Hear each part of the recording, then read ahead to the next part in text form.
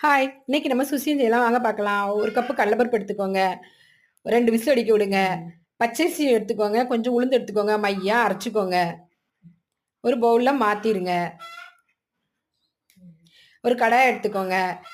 1 cup வெல்லம் சேர்த்துக்கோங்க. முங்குதளவு தண்ணி ஊத்தி நல்லா கொதிக்க வச்சுக்கோங்க. நம்ம விசில் அடிக்க வச்சு வேக வச்சு எடுத்துருக்கோம்ல, அதில மிக்ஸியில போட்டு ஒரு சுத்து சுத்திக்கோங்க. மறுபடியும் இத பாவுல போட்டு நல்லா கிண்டிக்கோங்க. தேங்காய் கொஞ்சம் மிக்ஸியில ஒரு சுத்தி சுத்தி போட்டுக்கோங்க. அதையும் போட்டு கிண்டிருங்க. இது கொஞ்சம் கட்டியா வரும். வந்தோனே 1 ஸ்பூன் நெய் போட்டுக்கோங்க. இத உருண்டை உருண்டையா உருட்டி வச்சுருங்க. அவ்வளோதான். நம்ம அரைச்சு வச்சிருக்கோம்ல, அதில கொஞ்சம் சோடாப்பு, உப்பு போட்டு லேசா கிண்டிக்கோங்க.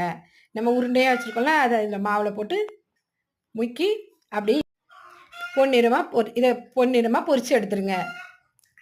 அடுப்ப வந்து கொஞ்சம் குறைச்சே வச்சுக்கோங்க. மீடியம் சைஸ்ல இருந்தா தான் நல்லா உள்ள நல்லா வேகும் நல்லாருக்கும். அவ்வளோதாங்க. எடுத்து பாருங்க. சுசியம் ரெடி.